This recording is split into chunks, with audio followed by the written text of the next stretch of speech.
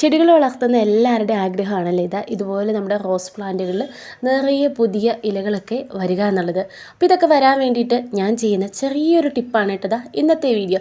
എൻ്റെ എല്ലാ പ്ലാന്റുകളും ഇപ്പോൾ ഈ ഒരു ഒരേ ഒപ്പത്തിൽ പുതിയ തളിരിലകളൊക്കെ വന്ന് പുതിയ മുട്ടൊക്കെ വരാൻ പാകത്തിന്.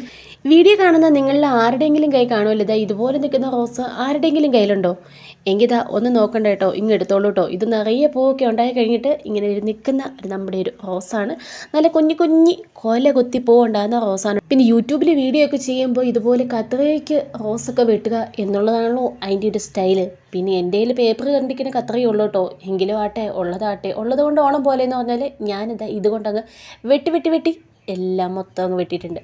വെട്ടി മൊത്തത്തിലൊന്ന് വെളിവാക്കി എടുത്തിട്ടുണ്ട്. ഇനി ഇതിൻ്റെ അകത്ത് കിടക്കുന്ന കരികിലകളും അതുപോലെ കുറേ ഉണങ്ങിയ കമ്പുകളുണ്ട് കേട്ടോ. അതെല്ലാം ഒന്ന് ഒടിച്ച് വാരിപ്പിറക്കി ഒന്ന് അടിച്ച് വാരി വൃത്തിയാക്കി ഇവനെ ഇങ്ങ് എടുക്കണം. ഇനി എന്താ പരിപാടി എന്നല്ലേ, നമ്മൾ ഇതിൻ്റെ ചോടൊന്ന് ഇളക്കി കൊടുക്കുക കേട്ടോ. ഇപ്പം നിങ്ങൾ ഓർക്കും ഇവളിത് ഇടാൻ വേണ്ടി പോകുന്ന DAP ആയിരിക്കുന്നു. DAP ഒന്നും അല്ല കേട്ടോ. DAP ഇടുന്നതുകൊണ്ട് ദോഷമൊന്നുമില്ല. എങ്കിലും അതുപോലെയുള്ള വളങ്ങളൊക്കെ ഇടുന്നതിലും എപ്പോഴും നല്ലത് നമ്മുടെ നാച്ചുറലായിട്ടുള്ള വളം ഇടുന്നത് തന്നെയല്ലേ.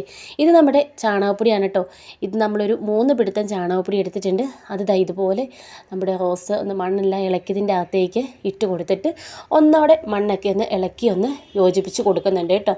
ഇനി കുറച്ച് വെള്ളമൊക്കെ ഒഴിച്ച് കൊടുത്ത് കഴിയുമ്പോൾ നമ്മുടെ ഇതിലും നിറയെ തളിരിലകളും നിറയെ പൂവും മുട്ടും ഒക്കെ വന്നോളൂ കേട്ടോ. ഇങ്ങനെയാണ് ഞാൻ എൻ്റെ എല്ലാ റോസിനും ചെയ്യുന്നത്. നമ്മൾ ആദ്യത്തെ സെക്ഷനിൽ ചെയ്ത എല്ലാത്തിനും ഇതുപോലെ നിറയെ മുട്ടുകൾ വന്ന് തുടങ്ങിയിട്ടുണ്ട് കേട്ടോ. ഒരുപാട് റോസൊന്നും എൻ്റെ കയ്യിലില്ലെങ്കിലും ഉള്ളതൊക്കെ നന്നായിട്ട് തന്നെയാണ് നിൽക്കുന്നത്. ഇതൊരു ക്രീപ്പിംഗ് റോസാണ് കേട്ടോ. നല്ല കുഞ്ഞി പൂവുണ്ടാകുന്ന പിങ്ക് കളറാണ്. അത് നമ്മൾ കട്ടിങ് വാങ്ങി പിടിപ്പിച്ചെടുത്താണ്. എല്ലാത്തിലും ഇതുപോലെ നിറയെ തളിരിലകളും മുട്ടുമായിട്ട് വന്ന് നിൽപ്പുണ്ട്.